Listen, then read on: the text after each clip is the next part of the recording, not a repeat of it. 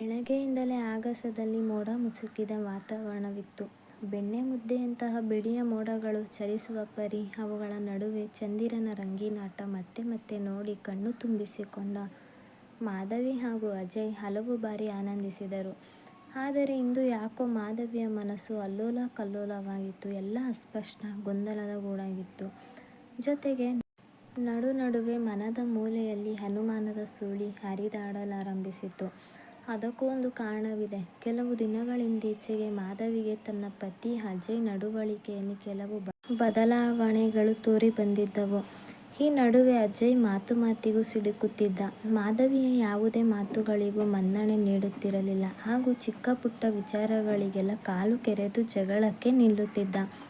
ಕೇವಲ 2 ದಿನಗಳ ಹಿಂದೆ ನಡೆದಿದ್ದ ಪುಟ್ಟ ಘಟನೆಯಿಂದ ಅಜಯ್ ಮೊದಲಿನಂತಿಲ್ಲ ಎನ್ನುವುದನ್ನು ಸಾಬೀತುಪಡಿಸಿತ್ತು. ನೀಟಾಗಿ ಅಲಂಕಾರ ಮಾಡಿಕೊಂಡು ಬಂದ ಮಾಧವಿ ಮಾಮೂಲಾಗಿ ಕೇಳುವ ಹಾಗೆ ಅಜಯ್ನನ್ನು ಪ್ರೀತಿಯಿಂದ, "ಈ ಹೇರ್ ಸ್ಟೈಲ್ನಲ್ಲಿ ನಾನು ಹೇಗೆ ಕಾಣಿಸ್ತಾ ಇದ್ದೀನಿ? ಈ ಹೊಸ ಸೀರೆ ನನಗೆ ಚೆನ್ನಾಗಿ ಒಪ್ಪುತ್ತಾ? ಹೇಳು ಅಜಯ್" ಎಂದಾಗ ಸಿಡುಕುತ್ತಲೇ "ಅಜಯ್, ನನ್ನನ್ನು ಏನು ಕೇಳ್ತೀಯಾ? ನಿನಗೆ ಇಷ್ಟ ಆಗಿರೋದ್ರಿಂದ ತಾನೇ ನೀನು ತಗೊಂಡಿರೋದು" ಎಂದ. ಅನಿರೀಕ್ಷಿತವಾದ ಉತ್ತರದಿಂದ ಕೊಂಚ ಗಲಿಬಿಲಿಗೊಂಡ ಮಾಧವಿ ಒಂದು ಕ್ಷಣ ಮಾತು ಹೊರಡದಂತಾದಳು. ಇವನು ಅದೇ ಅಜಯ್ನ ಅನ್ನುವಷ್ಟು ಬದಲಾಗಿದ್ದ. ಮದುವೆಯ ಹೊಸತರಲ್ಲಿ ಮಾಧವಿಯ ಪ್ರತಿ ಮಾತು, ನಗು ಎಲ್ಲದರ ಬಗ್ಗೆ ಸುಂದರವಾಗಿ ಕವನ ರಚಿಸುತ್ತಿದ್ದ. ಅವಳ ಸೌಂದರ್ಯವನ್ನು ರಸವತ್ತಾಗಿ ಕಾವ್ಯಮಯವಾಗಿ ಹಾಡಿ ಹೊಗಳುತ್ತಿದ್ದ. ಅವಳ ಸುಂದರ ಮುಖವನ್ನು ತನ್ನ ಬೊಗಸೆಯಲ್ಲಿ ಹಿಡಿದು ಅವಳ ಕಂಗಳನ್ನು ಒಂದೇ ಸಮನೆ ಎವೆ ಇಕ್ಕದೆ ಹಾಗೇ ನೋಡುತ್ತಾ ರೋಮಾಂಚಿತನಾಗಿ ತನ್ನ ಎದೆಯ ಮೇಲೆ ಎಳೆದುಕೊಳ್ಳುವಲ್ಲಿ ಸದಾ ಮುಂದಿರುತ್ತಿದ್ದ. ಪ್ರತಿ ಬಾರಿ ಹೊಸ ಸೀರೆ ಉಟ್ಟಾಗೆಲ್ಲ ಎಂತಹ ಕೆಲಸದ ಒತ್ತಡವಿದ್ದರೂ ಬದಿಗೆ ಸರಿಸಿ, "ಮಾಧವಿ, ಈ ಗಿಳಿ ಬಣ್ಣದ ಸೀರೆಯಲ್ಲಿ ಥೇಟ್ ಅಪ್ಸರೆಯಾಗಿ ಕಾಣಿಸ್ತಾ ಇದೀಯ" ಎನ್ನುತ್ತಾ ಅವಳನ್ನಪ್ಪಿ ಹಣೆಗೊಂದು ಹೂ ಮುತ್ತಿಡುತ್ತಿದ್ದ. ಆದರೆ ಆಗಿನ ಅಜಯ್ ಹೀಗೆಲ್ಲಿ ಕಳೆದು ಹೋದ? ಆ ಮೋಹಕ ಪ್ರೀತಿ, ಮಾಧುರ್ಯ ಎಲ್ಲಿ ಹೋಯಿತು? ಮಾಧವಿ ಮತ್ತಷ್ಟು ಚಿಂತಾಕ್ರಾಂತಳಾದಳು. ಅಜಯ್ ಮೊದಲಿನಂತಿಲ್ಲ ಅನ್ನುವುದು ಇಂದು ಖಾತ್ರಿಯಾಗಿಬಿಟ್ಟಿತ್ತು. ಬೆಳಗ್ಗೆ ತಿಂಡಿ ತಿನ್ನುತ್ತಿದ್ದಂತೆ ಫೋನ್ ರಿಂಗ್ ಆಯಿತು. ತಿಂಡಿಯನ್ನು ಅರ್ಧದಲ್ಲೇ ಬಿಟ್ಟು ತಕ್ಷಣವೇ ಕಾರಿನ ಕೀ ತೆಗೆದುಕೊಂಡು ಹೊರಟ ಮಾಧವಿ, "ಅಜಯ್, ಫೋನ್ ಯಾರದು? ದಿಢೀರಂತ ಎಲ್ಲಿಗೆ ಹೊರಟಿದ್ದೀಯಾ? ನನಗೆ ತಿಳಿಸಿ ಹೋಗಬಾರದಾ?" ಎನ್ನುತ್ತಿದ್ದಂತೆ ಅಜಯ್ ಸಿಟ್ಟಿನಿಂದ, "ಎಲ್ಲ ನಿನಗೆ ಹೇಳೇ ಹೋಗಬೇಕಾ? ಹೇಳಿದ್ರೆ ಏನು ಮಾಡ್ತೀಯ ನೋಡು. ಬಿಸ್ನೆಸ್ ಮ್ಯಾನ್ಗೆ ಪ್ರತಿದಿನ 10 ಜನ ಕರೆ ಬರುತ್ತೆ. ಆನ್ಸರ್ ಮಾಡಬೇಕಾಗುತ್ತೆ. ಅಗತ್ಯ ಬಿದ್ದರೆ ಅರ್ಧರಾತ್ರಿಲೂ ಎದ್ದು ಹೋಗಬೇಕಾಗುತ್ತೆ. ನೀನು ಪ್ರತಿ ಬಾರಿ ಇದೇ ರೀತಿ ಪ್ರತಿಯೊಂದಕ್ಕೂ ಅನುಮಾನಿಸುತ್ತಲೇ ಇದ್ದರೆ ನನಗೆ ಫ್ರೀಯಾಗಿ ಕೆಲಸ ಮಾಡೋಕ್ಕಾಗಲ್ಲ. ತಿಳಿತಾ?" ಎನ್ನುತ್ತಾ ನಡೆದೇ ಬಿಟ್ಟ. ಬಹುಶಃ ಬಿಸಿನೆಸ್ ಕಾಲ್ ಆಗಿರಬಹುದೆಂದುಕೊಂಡು ಮಾಧವಿ ಸುಮ್ಮನಾದರೂ ಮನಸ್ಸು ಮತ್ತೆ ಗಲಿಬಿಲಿಗೊಂಡಿತು. ಒಂದು ವೇಳೆ ಬಿಸಿನೆಸ್ ಕಾಲ್ ಆಗಿದ್ದರೆ ಮೊದಲಿನ ಹಾಗೆ ನನ್ನ ಜೊತೆ ಶೇರ್ ಮಾಡಿಕೊಳ್ಳಬಹುದಿತ್ತಲ್ಲ. ಕಡೇಪಕ್ಷ ಏನು ಅಂತ ನನಗೆ ತಿಳಿಸಿ ಹೋಗಬಹುದಿತ್ತಲ್ಲ. ಮಾಧವಿಯ ಮನಸ್ಸಿನಲ್ಲಿ ಅನುಮಾನದ ಹುತ್ತ ಬೆಳೆಯುತ್ತಾ ಹೋಯಿತು. ಮತ್ತೆ ಮತ್ತೆ ಗೊಂದಲ, ಚಡಪಡಿಕೆ, ಚಿಕ್ಕ ಚಂಚಲತೆ ಇನ್ನಷ್ಟು ವೇಗ ಪಡೆದುಕೊಳ್ಳತೊಡಗಿತು. ಮನಸ್ಸು ಕೈಗೆ ಸಿಗದೆ ಗಾಳಿಪಟದಂತೆ ಹಾರತೊಡಗಿತು. ಒಂದು ವೇಳೆ ಅಜಯ್ ಬದುಕಿನಲ್ಲಿ ಇನ್ನೊಬ್ಬಳ ಪ್ರವೇಶ ಆಗಿರಬಹುದೇ? ಬಹುಶಃ ಅದೇ ಹುಡುಗಿಯನ್ನು ಭೇಟಿ ಮಾಡಲೆಂದೇ ಈಗ ತರಾತುರಿಯಲ್ಲಿ ಹೋಗಿರಬಹುದಾ? ಎಲ್ಲ ಅಸ್ಪಷ್ಟ. ಮಾಧವಿ ನಿಧಾನವಾಗಿ ಕಂಪಿಸಿದಳು. ಈ ಯೋಚನೆಯಿಂದ ಹೊರಬರಬೇಕೆಂದು ಟಿವಿ ಆನ್ ಮಾಡಿದಳು. ಆದರೆ ಕಾಕತಾಳೀಯ ಎಂಬಂತೆ ಟಿವಿಯಲ್ಲಿ ಬರುತ್ತಿದ್ದ ಧಾರಾವಾಹಿಯ ದೃಶ್ಯ ಕೂಡ ಮಾಧವಿಯ ಬದುಕಿಗೆ ತೀರಾ ಹತ್ತಿರವಾಗಿತ್ತು. ಪತಿಯನ್ನು ಅನುಮಾನಿಸುತ್ತಿದ್ದ ಪತ್ನಿ, ಜಗಳ, ವಾಗ್ವಾದ, ಕಿರುಚಾಟ ಎಲ್ಲ ನಡೆದು ಕೊನೆಗೆ ಅನುಮಾನಿಸಿದ ಪತ್ನಿ ಪತಿಯ ತಪ್ಪನ್ನು ಸಾಬೀತುಪಡಿಸುವಲ್ಲಿ ವಿಫಲಳಾಗಿ ಕೈಚೆಲ್ಲಿ ಕೂರುವುದು ಮಾಧವಿಗೆ ಪಿಚ್ಚೆನಿಸಿತು. ಆದರೆ ಸೀರಿಯಲ್ನಲ್ಲಿ ತೋರಿಸಿರೋ ಹಾಗೆ ನಾನು ಕೈಚೆಲ್ಲಿ ಕೂರಲಾರೆ ಎನ್ನುತ್ತಾ ಮಾಧವಿ ಹಲವಾರು ಉಪಾಯಗಳನ್ನು ಕಣ್ಮುಂದೆ ಸೃಷ್ಟಿಸಿಕೊಂಡರೂ ಯಾವುದೂ ಸರಿ ಬರಲಿಲ್ಲ. ಅಜಯ್ನನ್ನು ಹಿಂಬಾಲಿಸುವುದು, ಪರೀಕ್ಷಿಸುವುದು ತನ್ನಿಂದಾಗದ ಕೆಲಸ ಎಂದು ಮಾಧವಿಗೆ ತಿಳಿದಿತ್ತು. ದಿಢೀರೆಂದು ಕಾಲೇಜಿನ ಸಹಪಾಠಿ ಪೂಜಾಳ ನೆನಪಾಗುತ್ತಿದ್ದಂತೆ ಅಪಾಯಕಾರಿ ಯೋಜನೆಯೊಂದು ಹೊಳೆಯಿತು. ಕಳೆದ ವಾರವಷ್ಟೇ ಅಜಯ್ ಆಫೀಸ್ನಲ್ಲಿ ಕೆಲಸ ಖಾಲಿ ಇರುವ ವಿಚಾರವನ್ನು ತಿಳಿದುಕೊಂಡಿದ್ದ ಮಾಧವಿಗೆ ರೊಟ್ಟಿ ಜಾರಿ ತುಪ್ಪಕ್ಕೆ ಬಿದ್ದಂತೆ ಭಾಸವಾಯಿತು. ಆ ಖಾಲಿ ಇರುವ ಕೆಲಸಕ್ಕೆ ಚುರುಕಾಗಿರೋ ಸುಂದರ ಯುವತಿಯ ಅಗತ್ಯವಿತ್ತು. ಆ ಕೆಲಸಕ್ಕೆ ತನ್ನ ಗೆಳತಿ ಪೂಜಾಳೆ ಸರಿಯಾದ ಅಭ್ಯರ್ಥಿ ಎಂದು ಅರಿವಾದೊಡನೆ ಮಾಧವಿಗೆ ಸ್ವರ್ಗಕ್ಕೆ ಮೂರೇ ಗೇಣು ಎಂಬಂತಾಯಿತು. ಚೆಲ್ಲು ಚೆಲ್ಲಾಗಿ ಸುಂದರವಾಗಿರೋ ಗೆಳತಿ ಪೂಜಾಳನ್ನು ಆಫೀಸಿಗೆ ಸೇರಿಸಿಬಿಟ್ಟರೆ ತನ್ನ ಉದ್ದೇಶ ನಿರಾತಂಕವಾಗಿ ನೆರವೇರಬಹುದು ಎಂದು ಮಾಧವಿ ನಿರ್ಧರಿಸಿದಳು. ತಕ್ಷಣವೇ ಕಾರ್ಯಪ್ರವೃತ್ತಳಾದ ಮಾಧವಿ ಮನೆಗೆ ಬೀಗ ಹಾಕಿ ಆಟೋ ಹಿಡಿದು ಪೂಜಾ ಮನೆಗೆ ಹೊರಟೇ ಬಿಟ್ಟಳು. ಪೂಜಾ ಕಾಲೇಜು ದಿನಗಳಿಂದಲೇ ಚೆಲ್ಲು ಚೆಲ್ಲಾದ ಹುಡುಗಿ. ತಾನು ನಡೆದದ್ದೇ ದಾರಿ ಎನ್ನುವ ದಿಟ್ಟೆ, ಅಪ್ರತಿಮ ಸೌಂದರ್ಯ ಜೊತೆಗೆ ಬುದ್ಧಿವಂತಿಕೆ ಕೂಡ ಮಿಳಿತವಾಗಿದ್ದು ಪೂಜಾಳ ಹೆಗ್ಗಳಿಕೆ. ಮದುವೆ, ಮಕ್ಕಳು ಮುಂತಾದವುಗಳಿಗೆ ಅಷ್ಟಾಗಿ ತಲೆ ಕೆಡಿಸಿಕೊಳ್ಳದ ಪೂಜಾ ಇನ್ನೂ ಅವಿವಾಹಿತಳಾಗಿದ್ದಳು. ಮದುವೆ ಎನ್ನುವ ಬಂಧನದಲ್ಲಿ ಸಿಲುಕಿ ತನ್ನ ಸ್ವಾತಂತ್ರ್ಯವನ್ನು ಕಳೆದುಕೊಂಡು ಯಾರೋ ಒಬ್ಬ ಗಂಡಸಿನ ಹಾಳಾಗಿರುವುದಕ್ಕೆ ನನಗೆ ಇಷ್ಟವಿಲ್ಲ. ಮಕ್ಕಳು ಮರಿ ಅಂತೆಲ್ಲ ಎಕ್ಸ್ಟ್ರಾ ಜವಾಬ್ದಾರಿಯನ್ನು ಹೊರುವಳಂತೂ ನಾನಲ್ಲ. ಸಾಯೋವರೆಗೂ ಒಬ್ಬಂಟಿಯಾಗಿದ್ದು ಜಾಲಿಯಾಗಿರಬೇಕು. Life is short but make it sweet ಎನ್ನುವ ಬಿಂದಾಸ್ ಹುಡುಗಿ. ಅಪ್ಪ ಅಮ್ಮನ ಜೊತೆ ಇರದೆ ಸದ್ಯ ಅಕ್ಕ ಭಾವನ ಜೊತೆಯಲ್ಲಿರುವ ಪೂಜಾ ಮನೆಯಲ್ಲಿ ಒಬ್ಬಳೇ ಇದ್ದಳು. ಮಾಧವಿ ಕಾಲಿಂಗ್ ಬೆಲ್ ಒತ್ತುತ್ತಿದ್ದಂತೆ ಬಾಗಿಲು ತೆರೆದ ಪೂಜಾ, ಹಾಯ್ ಮಾಧವಿ. ಅಲ್ಲ, ಎಷ್ಟೊಂದು ದಿನಗಳ ಮೇಲೆ ನಿನ್ನ ದರ್ಶನ ಭಾಗ್ಯ ಆಗ್ತಿದೆ ಎನ್ನುತ್ತಾ ನವಿರಾಗಿ ತಬ್ಬಿಕೊಂಡು ಆತ್ಮೀಯವಾಗಿ ಮನೆಯೊಳಗೆ ಕರೆದೊಯ್ದಳು. ಇಬ್ಬರು ಚಹಾ ಕುಡಿದು ಸ್ನ್ಯಾಕ್ಸ್ ಮೆಲ್ಲುತ್ತಾ ಅದು ಇದು ಎಂದು ಹರಟೆ ಹರಟಿದರು. ಮಾತಿನ ನಡುವೆ ಇದ್ದಕ್ಕಿದ್ದಂತೆ ಮಾಧವಿ, ಪೂಜಾ, ನಾನು ಒಂದು ಸಮಸ್ಯೆಯಲ್ಲಿ ಸಿಕ್ಕಿ ಹಾಕಿಕೊಂಡಿದ್ದೀನಿ. ನನಗೆ ಒಂದು ಸಹಾಯ ಮಾಡ್ತೀಯಾ? ನಾನೀಗ ಸಂದಿಗ್ಧ ಪರಿಸ್ಥಿತಿಯಲ್ಲಿದ್ದೀನಿ. ನನ್ನದೊಂದು ಕೋರಿಕೆ ನೆರವೇರಿಸಿಕೊಡ್ತೀಯಾ? ಈ ಗೊಂದಲದಿಂದ ಹೊರಬರಲು ನನಗೆ ನಿನ್ನ ಸಹಾಯ ಬೇಕಾಗಿದೆ ಪ್ಲೀಸ್ ಎಂದಳು. ಅಯ್ಯೋ ಹುಚ್ಚಿ, ನಿನ್ನ ಕೆಲಸ ಅಂದ ಮೇಲೆ ನಾನು ಮಾಡದೇ ಇರ್ತೀನಾ ಹೇಳೆ, ನಾನು ನಿನ್ನ ಜೀವದ ಗೆಳತಿ ಕಣೆ. ಮಾಧವಿ ಗದ್ಗದಿತ ಕಂಠದಿಂದ ತೊದಲುತ್ತಾ, ಪೂಜಾ, ಈ ನಡುವೆ ಅಜಯ್ ನನ್ನ ಜೊತೆ ಸರಿಯಾಗಿ ಮಾತಾಡ್ತಾ ಇಲ್ಲ. ಅವನ ನಡವಳಿಕೆ ಒಂಥರ ವಿಚಿತ್ರವಾಗಿದೆ. ಯಾವಾಗಲೂ ಸಿಡಿ ಸಿಡಿ ಅಂತ ಇರ್ತಾನೆ. ನನ್ನ ಮಾತು ಅಂದರೆ ಅವನಿಗೆ ತಿರಸ್ಕಾರ. ನನ್ನೊಂದಿಗೆ ಸರಿಯಾಗಿ ನಡ್ಕೋತಾ ಇಲ್ಲ. ಮದುವೆಯಾಗಿ ಇನ್ನೂ 1 ವರ್ಷ ಕೂಡ ಆಗಿಲ್ಲ. ಆಗಲೇ ನನ್ನ ಅವನ ನಡುವೆ ಮಿಸ್ಅಂಡರ್ಸ್ಟ್ಯಾಂಡ್ ಬಂದ್ಬಿಟ್ಟಿದೆ. ಹೀಗಾದರೆ ಮುಂದೆ ನನ್ನ ಬದುಕು ಹೇಗೆ ಅಂತಲೇ ಅರ್ಥವಾಗ್ತಾ ಇಲ್ಲ. ನನಗನಿಸುತ್ತೆ ಅವನ ಜೀವನದಲ್ಲಿ ಬೇರೆ ಯಾರೋ ಹುಡುಗಿ ಬಂದಿರಬೇಕು ಅಂತ. ಪೂಜಾ ಅವಳ ಮಾತನ್ನು ಅರ್ಧಕ್ಕೆ ತಡೆದು ಬೆರಗುಗಣ್ಣಿನಿಂದ, ಇದೇನು ಹೇಳ್ತಾ ಇದೀಯ ಮಾಧವಿ, ನಿಮ್ಮದು ಲವ್ ಮ್ಯಾರೇಜ್. ನೀನೇ ಇಷ್ಟಪಟ್ಟು ಮದುವೆ ಮಾಡ್ಕೊಂಡಿರೋದು. ಆದರೂ ಯಾಕೆ ಹೀಗೆಲ್ಲ ಆಯಿತು? ಅಂದ ಹಾಗೆ ನನ್ನಿಂದ ನಿನಗೆ ಏನು ಸಹಾಯ ಬೇಕಿದೆ ಹೇಳು. ಇದು ನಿಮ್ಮಿಬ್ಬರ ಪರ್ಸನಲ್ ವಿಚಾರ. ನಾನು ತಲೆ ಹಾಕಬಾರದು. ಆದರೂ ಕೂಡ ನಿನಗೋಸ್ಕರ ನಾನು ಏನು ಮಾಡೋಕ್ಕೂ ಸಿದ್ಧ. ಈಗ ಹೇಳು ಎಂದಳು. ಆ ಒಂದು ಕಾನ್ಫಿಡೆನ್ಸ್ನಿಂದ ಕಣೆ ನಾನು ಇಲ್ಲಿಗೆ ಬಂದಿರೋದು. ದಯವಿಟ್ಟು ಆಗಲ್ಲ ಅಂತ ಮಾತ್ರ ಹೇಳಬೇಡ. ಕಾಲೇಜು ದಿನಗಳಿಂದಲೂ ನನ್ನ ನೋವು ಹೇಳಿಕೊಳ್ಳೋಕ್ಕೆ ನಿನ್ನ ಬಿಟ್ಟರೆ ಯಾರಿದ್ದಾರೆ ನನಗೆ ಹೇಳು. ಸರಿ ಮಾರಾಯ್ತಿ, ಈಗ ನಾನೇನು ಮಾಡಬೇಕು ಅಂತ ಹೇಳು ಎನ್ನುತ್ತಾ ಮೆಲುವಾಗಿ ನಕ್ಕಳು. ಹಾಂ, ಅಜಯ್ ಆಫೀಸ್ನಲ್ಲಿ ಒಂದು ಪರ್ಸನಲ್ ಸೆಕ್ರೆಟರಿ ಹುದ್ದೆ ಖಾಲಿ ಇದೆ. ಆ ಹುದ್ದೆಗೆ ನೀನು ಅರ್ಜಿ ಹಾಕಬೇಕು. ನಿನಗೆ ಆ ಕೆಲಸದ ಅನಿವಾರ್ಯತೆ ಇದೆ ಅಂತ ನಾನು ಅಜಯ್ಗೆ ಹೇಳ್ತೀನಿ. ಸೆಲೆಕ್ಷನ್ ಮಾಡೋದೆಲ್ಲ ಅಜಯ್ ಕೈಯಲ್ಲಿದೆ. ಅಲ್ಲಿ ಕೆಲಸ ಮಾಡುವುದರ ಜೊತೆಗೆ ನಾನು ಒಂದು ಕೆಲಸ ವಹಿಸುತ್ತಿದ್ದೀನಿ. ಅದು ಏನು ಅಂದರೆ, ನೀನು ಅಜಯ್ ಜೊತೆಯಲ್ಲೇ ಇದ್ದು ಅಜಯ್ಗೆ ಯಾರಾದರೂ ಗರ್ಲ್ಫ್ರೆಂಡ್ ಇದ್ದಾಳಾ ಅಂತ ಪರೀಕ್ಷೆ ಮಾಡಬೇಕು. ಅವನ ಪ್ರತಿಯೊಂದು ಚಲನವಲನಗಳನ್ನು ಗಮನಿಸುತ್ತಿರು. ಅಷ್ಟೇ ಅಲ್ಲದೆ ನಾನು ಪರ್ಸನಲ್ ಆಗಿ ಅಜಯ್ನನ್ನು ನಿನ್ನತ್ತ ಸೆಳೆಯುವುದಕ್ಕೆ ಪ್ರಯತ್ನಿಸು. ಪ್ರೀತಿಸೋ ತರಹ ನಾಟಕವಾಡುತ್ತಾ ಅವನಿಗೆ ತೀರಾ ಹತ್ತಿರವಾಗು. ಹೇಗಾದರೂ ಮಾಡಿ ನಿನ್ನ ಪ್ರೇಮದ ಬಲೆಯೊಳಗೆ ಬೀಳಿಸಿಕೊ. ಅವನೇನಾದರೂ ನಿನ್ನ ಪ್ರೀತಿಗೆ ಸೋತು ನಿನಗೋಸ್ಕರ ಏನು ಬೇಕಾದರೂ ಮಾಡಲು ತಯಾರಿದ್ದಾನೆ ಅಂತ ಗೊತ್ತಾದ ತಕ್ಷಣ ನಿನ್ನ ಪ್ರೇಮದ ನಾಟಕವನ್ನು ನಿಲ್ಲಿಸಿಬಿಡು. ನಂತರ ಉಳಿದ ವಿಚಾರವನ್ನು ನಾನು ನೋಡ್ಕೋತೀನಿ. ಹ್ಞೂ ಅಂದ ಹಾಗೆ ಅಜಯ್ ಜೊತೆ ಸ್ವಲ್ಪ ಹೆಚ್ಚಿಗೆ ಸಲಿಗೆಯಿಂದ ಇರು. ಸರಸ ಸಲ್ಲಾಪಭರಿತ ಮಾತನಾಡಿ ರಮಿಸು. ಸಾಧ್ಯವಾದರೆ ಏಕಾಂತ ಬಯಸುವ ಪರಿಸರವನ್ನು ನಿರ್ಮಾಣ ಮಾಡು. ಹಾಗೆ ಆಗಾಗ್ಗೆ ಚಿಕ್ಕ ಪುಟ್ಟ ಗಿಫ್ಟ್ಗಳನ್ನು ಕೊಟ್ಟು ಅವನಿಂದ ದುಬಾರಿ ಉಡುಗೊರೆ ತಗೋ.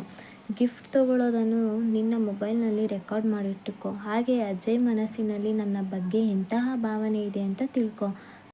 ಅವನ ಹೃದಯದಲ್ಲಿ ನನ್ನ ಬಿಟ್ಟರೆ ಬೇರೆ ಯಾರೂ ಇಲ್ಲ ಅನ್ನೋದನ್ನು ಖಾತ್ರಿಪಡಿಸಿಕೊ. ಇವುಗಳೆಲ್ಲದರಿಂದ ಅವನಿಗೆ ನನ್ನ ಮೇಲೆ ಎಷ್ಟು ಆಳವಾದ ಪ್ರೀತಿ ಇದೆ ಅನ್ನೋದನ್ನು ನಾನು ತಿಳ್ಕೋಬೇಕಾಗಿದೆ. ಪ್ಲೀಸ್ ಅಂದ ಹಾಗೆ ತುಂಬ ಹುಷಾರಾಗಿ ಹ್ಯಾಂಡಲ್ ಮಾಡು, ಓಕೆನಾ? ಕೆಲ ಹೊತ್ತು ಹಾಗೆ ಕುಳಿತ ಇಬ್ಬರ ನಡುವೆ ಮೌನದ ನೀರವತೆ ಆವರಿಸಿತು.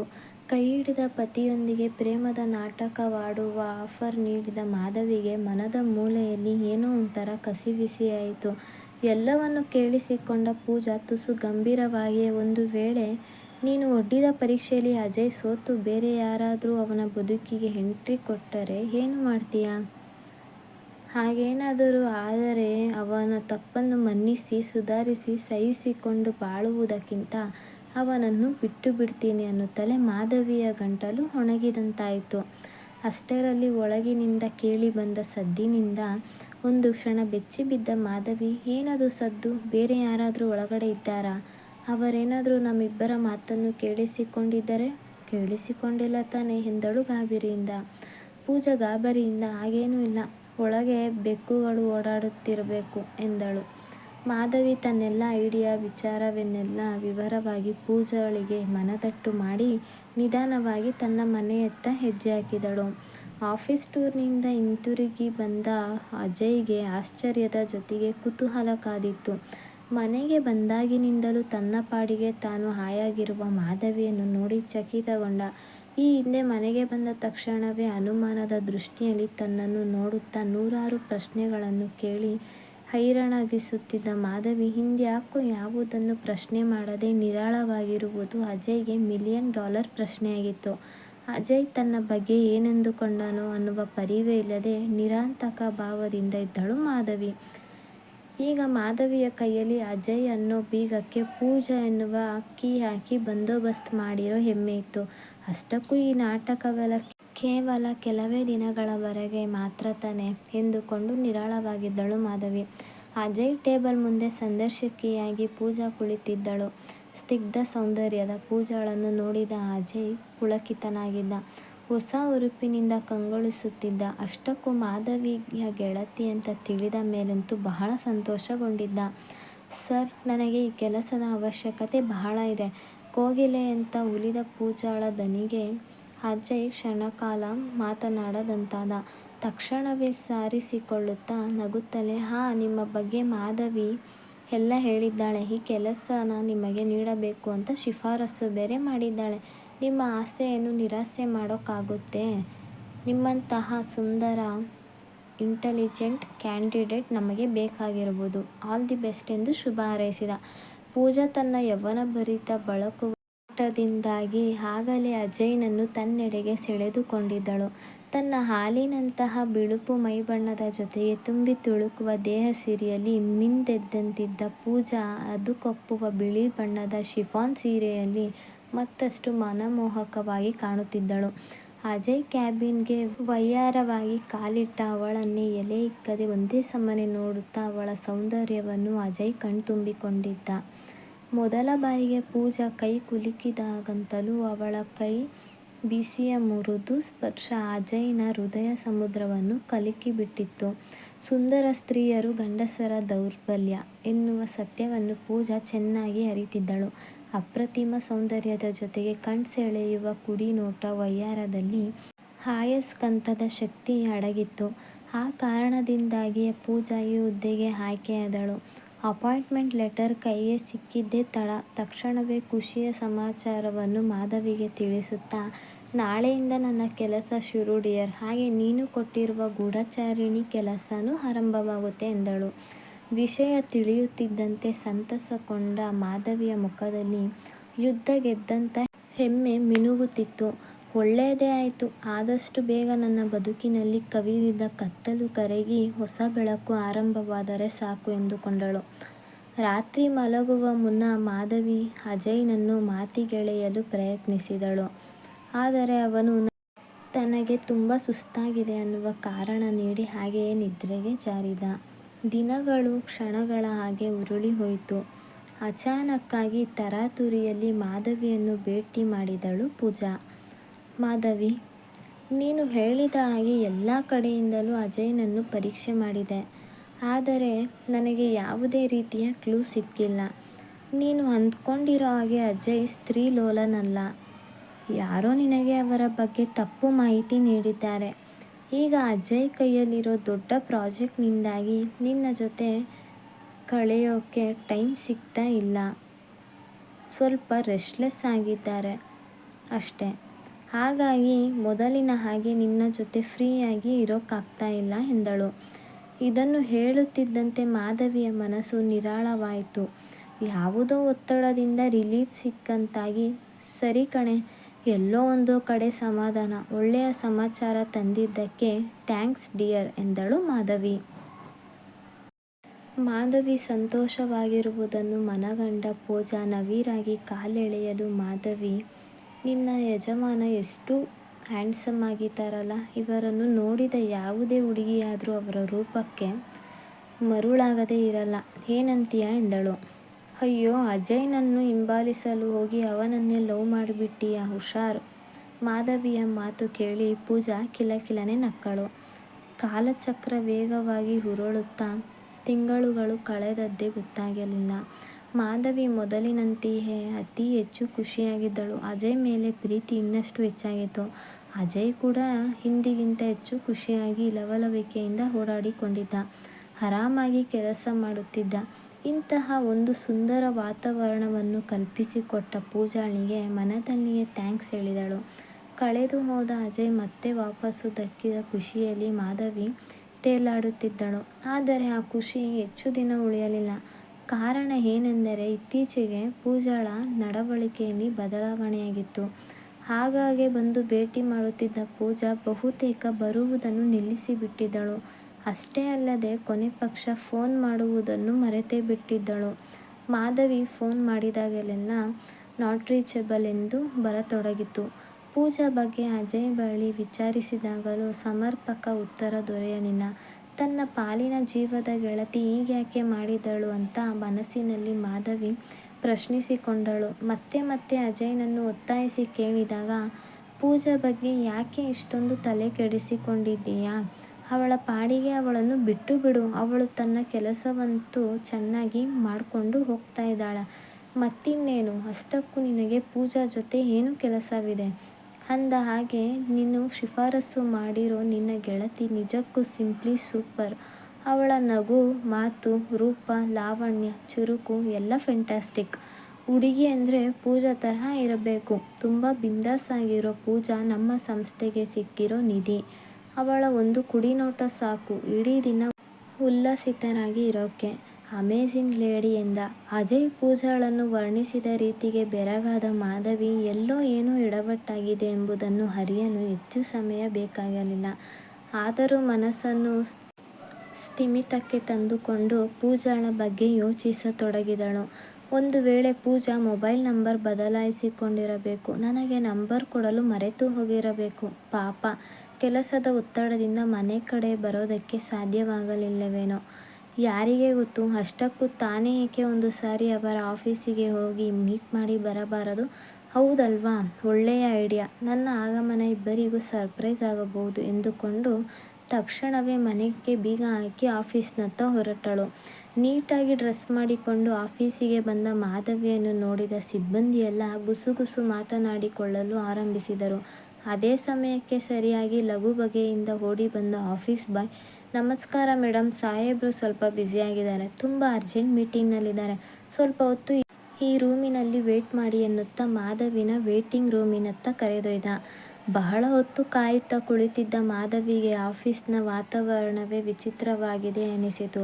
ಎಲ್ಲ ಅಸ್ತವ್ಯಸ್ತ ಹಾಗೂ ನಿಗೂಢವಾಗಿತ್ತು. ಕುತೂಹಲ ತಡೆಯಲಾರದೆ ಮೀಟಿಂಗ್ ರೂಮಿನತ್ತ ಸಾಗಿ ಇಲ್ಲೇ ಮೀಟಿಂಗ್ ನಡೆದಿರಬಹುದು ಅಂತ ಭಾವಿಸಿ ಬಾಗಿಲು ತೆರೆದು ಒಳಹೋದಳು. ಆದರೆ ರೂಮಿನಲ್ಲಿ ಯಾರೂ ಕಾಣಿಸಲಿಲ್ಲ. ನಿಶ್ಶಬ್ದವಾಗಿತ್ತು.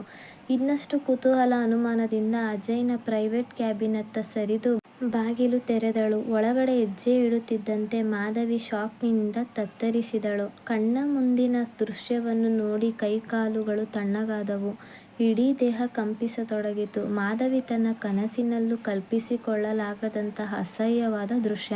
ಮುಂದಿನ ಸೋಫಾದಲ್ಲಿ ಪೂಜಾ ಬಹುತೇಕ ವಿವಸ್ತ್ರಳಾಗಿದ್ದಳು. ಅಜಯ್ ಮೈಮೇಲೆ ಕೂಡ ಬಟ್ಟೆ ಇರಲಿಲ್ಲ. ಅಜಯ್ನ ತೊಡೆ ಮೇಲೆ ಮಲಗಿದ ಪೂಜಾ ಪ್ರೇಮ ಸಲ್ಲಾಪದಲ್ಲಿ ಎಷ್ಟು ಆಳವಾಗಿ ಮುಳುಗಿದ್ದರೆಂದರೆ ಎದುರಿಗೆ ನಿಂತಿದ್ದ ಮಾಧವಿಯನ್ನು ಗಮನಿಸಲಾರದಷ್ಟು ಉನ್ಮಾದದಲ್ಲಿ ತೇಲಿ ಹೋಗಿದ್ದರು. ಮಾಧವಿಯ ಕಣ್ಣುಗಳು ನೀರು ತುಂಬಿಕೊಂಡು ಕತ್ತಲು ಹರಿಸಿದಂತಾಗಿ ಜೋರಾಗಿ ಕಿರುಚಿದಳು. ಇಲ್ಲೇನು ನಡೀತಾ ಇದೆ? ಅಜಯ್, ಇಲ್ಲೇನು ಮಾಡ್ತಾ ಇದೀಯಾ? ಪೂಜಾ, ನೀನು ಇಲ್ಲಿ? ನನ್ನ ಕಣ್ಣೇ ನನಗೆ ನಂಬೋಕ್ಕಾಗ್ತಿಲ್ಲ. ಇದನ್ನೆಲ್ಲ ಮಾಡುವಂತೆ ನಾನು ನಿನಗೆ ಹೇಳಿರಲಿಲ್ಲ ಎನ್ನುತ್ತಿದ್ದಂತೆ ಉಸಿರು ಕಟ್ಟಿದಂತಾಗಿ ಏದುಸಿರು ಬಿಡುತ್ತಿದ್ದಳು. ಗಲಿಬಿಲಿಯಿಂದ ಮಾಧವಿಯನ್ನು ನೋಡಿದ ಇಬ್ಬರೂ ಶಾಕ್ ಆದರು. ಮಾಧವಿಯ ಕಾಳಿ ಅವತಾರವನ್ನು ಕಂಡು ಬೆಚ್ಚಿಬಿದ್ದ ಪೂಜಾ ಲಘು ಬಗೆಯಲ್ಲಿ ಬಟ್ಟೆ ಸರಿಪಡಿಸಿಕೊಂಡಳು. ಅಜಯ್ ಕೂಡ ಬಲೆಗೆ ಬಿದ್ದ ಮಿಕ್ಕದಂತೆ ಪೇಚು ಮೊರೆ ಹಾಕಿಕೊಂಡು ಬೇಗ ಬೇಗ ಬಟ್ಟೆ ಧರಿಸಿಕೊಂಡು ಹಾಗೆಯೇ ನಿಂತುಬಿಟ್ಟ. ಜೋರಾಗಿ ಅಬ್ಬರಿಸುತ್ತಾ ನೇರವಾಗಿ ಪೂಜಾಳ ಕೆನ್ನೆಗೆ ರಪ್ಪೆಂದು ಬಾರಿಸಿದಳು. ಪೂಜಾ ಏನನ್ನೋ ಹೇಳಲು ಬಯಸುತ್ತಿದ್ದಳು. ಮಾಧವಿಯ ರಣಚಂಡಿಯ ರೌದ್ರತೆಗೆ ಬೆಚ್ಚಿ, ಪರಿಸ್ಥಿತಿಯ ಬಿಕ್ಕಟ್ಟನ್ನು ನೋಡಿ ಭಯಭೀತಳಾಗಿ ತಕ್ಷಣವೇ ತನ್ನ ಪರ್ಸನ್ನು ಎತ್ತಿಕೊಂಡು ಕ್ಯಾಬಿನ್ನಿಂದ ಹೊರಬಂದು ಆಫೀಸ್ನ ಮುಂಬಾಗಿಲ ಬಳಿ ಬಂದು ನಿಂತಳು. ಅಷ್ಟರಲ್ಲಿ ಬಿರುಗಾಳಿಯಂತೆ ವೇಗವಾಗಿ ಬಂದ ಮಾಧವಿ ಅಜಯ್ ಶರ್ಟ್ನ ಕೊರಳುಪಟ್ಟಿ ಹಿಡಿದೆಳೆಯುತ್ತಾ, ಮೋಸಗಾರ, ದಗಾಕೋರ, ನನಗೆ ದ್ರೋಹ ಮಾಡಿಬಿಟ್ಟೆಯಲ್ಲ ಆತ್ಮವಂಚಕ, ಹೊರಗಡೆ ನಡೆಯುತ್ತಿದ್ದ ನಿನ್ನ ರಂಗಿನಾಟದ ಬಗ್ಗೆ ಮುಂಚೆ ನನಗೆ ಅನುಮಾನವಿತ್ತು. ಆದ್ದರಿಂದಲೇ ನಿನ್ನ ಆಟಗಳನ್ನು ಪತ್ತೆ ಮಾಡುವುದಕ್ಕಾಗಿ ಈ ನಡತೆಗೆಟ್ಟವಳನ್ನು ನೇಮಿಸಿದ್ದೆ. ಆದರೆ ಬೇಲಿಯೇ ಎದ್ದು ಹೊಲ ಮೇಯುತ್ತೆ ಅಂತ ಯಾರಿಗೆ ಗೊತ್ತಿತ್ತು? ಕಣ್ಣುಗಳಿಂದ ಹೊರಸೂಸುತ್ತಿದ್ದ ಕೋಪದ ಜ್ವಾಲೆ ಇಬ್ಬರನ್ನೂ ಸುಟ್ಟು ಹಾಕುವಂತಿತ್ತು. ಹಾಗೆಯೇ ಜೋರಾಗಿ ಕಿರುಚುತ್ತಾ ತನ್ನೆರಡು ಕೈಗಳಿಂದ ಅಜಯ್ನ ಕೆನ್ನೆಗೆ ಒಂದೇ ಸಮನೆ ಹೊಡೆಯಲು ಆರಂಭಿಸಿದಳು. ಕೈಯಲ್ಲಿದ್ದ ವ್ಯಾನಿಟಿ ಬ್ಯಾಗ್ ಹರಿದು ಹೋಗೋ ತನಕ ಹೊಡೆಯುತ್ತಾ ಸುಸ್ತಾಗಿ ಅಲ್ಲೇ ಕುಸಿದಳು. ದಿಢೀರನೆದ್ದು ಮತ್ತೆ ಮತ್ತೆ ಜೋರಾಗಿ ಕಿರುಚುತ್ತಾ ಅತ್ತಿಂದಿತ್ತ ಓಡಾಡುತ್ತಾ ಐ ಹೇಟ್ ಯು ಎಂದು ಕಿರುಚಿದಳು. ತಲೆ ಸುತ್ತಿ ಅಲ್ಲೇ ಬಿದ್ದಳು. ಕಣ್ಣು ಬಿಟ್ಟಾಗ ಮಾಧವಿ ತನ್ನ ಮನೆಯ ಬೆಡ್ರೂಮಿನಲ್ಲಿದ್ದಳು. ಅಜಯ್ ಅವಮಾನದಿಂದ ಕುದಿಯುತ್ತಾ ಆ ಕಡೆ ಈ ಕಡೆ ತಿರುಗಾಡುತ್ತಿದ್ದ. ಮಾಧವಿಗೆ ಮತ್ತೆ ಮತ್ತೆ ನೆನಪಾಗುತ್ತಿದ್ದ ಆಫೀಸ್ ಕ್ಯಾಬಿನ್ ದೃಶ್ಯಗಳು ಕಣ್ಮುಂದೆ ಬಂದಾಗಲಂತೂ ಬೆಂಕಿಯಾಗುತ್ತಿದ್ದಳು. ದಿಢೀರನೆ ಎದ್ದು ನಿಂತು ಕೂಗಾಡಲು ಆರಂಭಿಸಿದಳು. ಅಜಯ್, ನೀನು ನನಗೆ ಎಂತಹ ದೊಡ್ಡ ಮೋಸ ಮಾಡಿದೆ. ನನ್ನ ಪ್ರೀತಿಯಲ್ಲಿ ನಿನಗೆ ಏನು ಕಡಿಮೆಯಾಗಿತ್ತು ಹೇಳು? ಅಜಯ್, ನನಗೆ ಉತ್ತರ ಕೊಡು. ಏನೂ ನಡೆದೇ ಇಲ್ಲ ಅನ್ನುವ ಹಾಗೆ ಅಜಯ್ ಕಲ್ಲಾಗಿ ಕೂತಿದ್ದ. ಅಜಯ್ ತನ್ನ ತಪ್ಪನ್ನು ಅರಿತುಕೊಂಡು ತನ್ನನ್ನು ಕ್ಷಮಿಸೆಂದು ಕೇಳಿಕೊಳ್ಳಬಹುದು ಅಥವಾ ಕಾಲು ಹಿಡಿದುಕೊಂಡು ತಪ್ಪು ಒಪ್ಪಿಕೊಳ್ಳುವ ಪ್ರಯತ್ನ ಮಾಡಬಹುದು ಎಂದು ಮಾಧವಿ ಅಂದುಕೊಂಡಿದ್ದಳು. ಆದರೆ ಅದ್ಯಾವುದನ್ನೂ ಮಾಡದೆ ನಾಚಿಕೆಯಿಲ್ಲದವನಂತೆ ಮುಸಿಮುಸಿ ನಗುತ್ತಾ ನಿಂತಿದ್ದ ಅಜಯ್ನನ್ನು ನೋಡಿ ಇನ್ನಷ್ಟು ವ್ಯಗ್ರಳಾದಳು. ಇಷ್ಟು ಹೊತ್ತು ಮೌನಿಯಾಗಿದ್ದ ಅಜಯ್ ಮಾಧವಿ ಬಳಿ ಬಂದು, ಇಷ್ಟು ಹೊತ್ತು ಹೇಳಿದ್ದೆಲ್ಲ ಮುಗೀತಾ? ಇನ್ನೂ ಏನಾದರೂ ಹೇಳುವುದಿದ್ದರೆ ಹೇಳಿಬಿಡು. I don't care. ನಿನ್ನ ಯಾವುದೇ ಪ್ರಶ್ನೆಗಳಿಗೂ ನನ್ನ ಬಳಿ ಉತ್ತರವಿಲ್ಲ. ಉತ್ತರ ಕೊಡೋ ಕಾಲ ಮುಗಿದು ಹೋಗಿದೆ. ಮಿಂಚಿ ಹೋದ ಕಾರ್ಯಕ್ಕೆ ಚಿಂತಿಸಿ ಫಲವಿಲ್ಲ. ಹಾಲು ಕಾಯುವ ಕೆಲಸಕ್ಕೆ ಬೆಕ್ಕನ್ನು ನೇಮಿಸಿದರೆ ಅದು ಹಾಲು ಕುಡಿಯದೆ ಬಿಟ್ಟಿತ್ತೆ. ಇಂತಹ ನಿರ್ಧಾರ ತೆಗೆದುಕೊಳ್ಳುವ ಮುಂಚೆ 100 ಬಾರಿ ಯೋಚಿಸಬೇಕಿತ್ತು. ಅದು ನಿನ್ನ ತಪ್ಪು. ನೋಡು, ನೀನು ಕ್ಯಾಬಿನ್ನಲ್ಲಿ ಏನು ನೋಡಿದ್ಯೋ ಅದೆಲ್ಲ ನಿಜ. ನಾನು ಪೂಜಾ ಇಬ್ಬರೂ ಪರಸ್ಪರ ಪ್ರೀತಿಸುತ್ತಿದ್ದು, ಸದ್ಯದಲ್ಲೇ ಅವಳು ನನ್ನ ಮಗುವಿಗೆ ತಾಯಿಯಾಗುತ್ತಾಳೆ. ನಿನಗೆ ಆ ಯೋಗ್ಯತೆ ಇದೆಯಾ? ನೀನು ಯಾವತ್ತೂ ತಾಯಿಯಾಗೋಕ್ಕಾಗಲ್ಲ.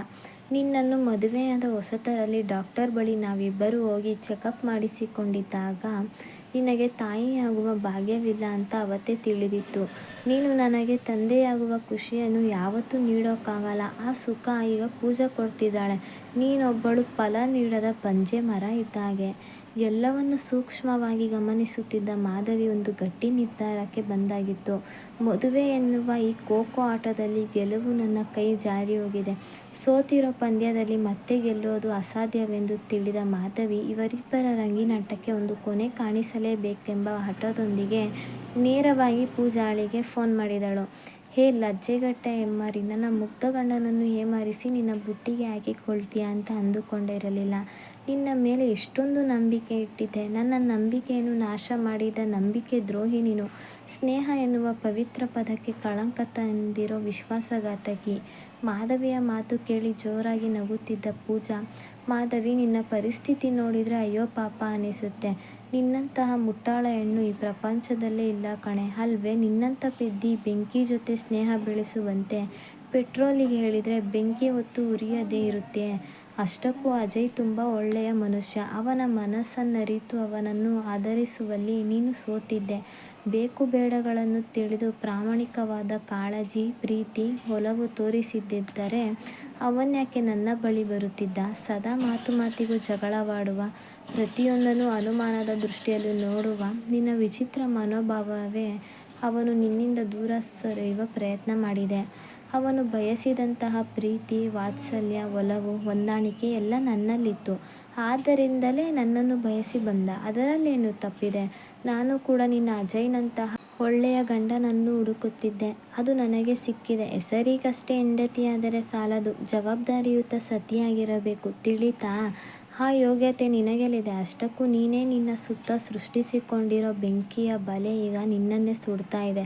ಅದು ನಿನಗೆ ನೀನೇ ನಿರ್ಮಿಸಿಕೊಂಡಿರೋ ಅಗ್ನಿಶಿಖೆ. ಅಜಯ್ನನ್ನು ನನ್ನಿಂದ ಕಸಿದುಕೊಳ್ಳಲು ಯಾರಿಂದಲೂ ಸಾಧ್ಯವಿಲ್ಲ. ಅಜಯ್ ಎಂದಿಗೂ ನನ್ನವನೇ. ಮೈಂಡ್ ಇಟ್ ಎನ್ನುತ್ತಾ ಫೋನ್ ಕಟ್ ಮಾಡಿದಳು ಪೂಜಾ. ಮಾಧವಿಗೆ ಮುಂದೇನು ಮಾಡಬೇಕೆಂದೇ ತೋಚದೆ ಕೈಗಳಿಂದ ತಲೆಯನ್ನು ಗಟ್ಟಿಯಾಗಿ ಒತ್ತಿ ಹಿಡಿದು ಆಕ್ರೋಶದಿಂದ ಬುಸುಗುಡುತ್ತಾ ಬೇಗ ಬೇಗನೆ ಬಟ್ಟೆಗಳನ್ನು ಜೋಡಿಸಿಕೊಂಡು ಸೂಟ್ಕೇಸ್ನೊಂದಿಗೆ ಹೊರಬಂದು, ಮಿಸ್ಟರ್ ಅಜಯ್, ಇಷ್ಟೆಲ್ಲ ಆದ ಮೇಲೆ ಒಂದು ಕ್ಷಣ ಈ ಮನೆಯಲ್ಲಿರುವುದಿಲ್ಲ. ನಾನು ಹೊರಟು ಹೋಗ್ತಾ ಇದ್ದೀನಿ. ನಿನಗೂ ಹಾಗೂ ನಿನ್ನ ಅರಗಣಿ ಪೂಜಾಗೂ ಒಂದು ದೊಡ್ಡ ನಮಸ್ಕಾರ ಎನ್ನುತ್ತಾ ಹನಿ ಕೂಡಿದ ಕಣ್ಣನ್ನು ಒರೆಸಿಕೊಳ್ಳುತ್ತಾ ಭಾರವಾದ ಹೆಜ್ಜೆಯೊಂದಿಗೆ ಹೊರಟಳು.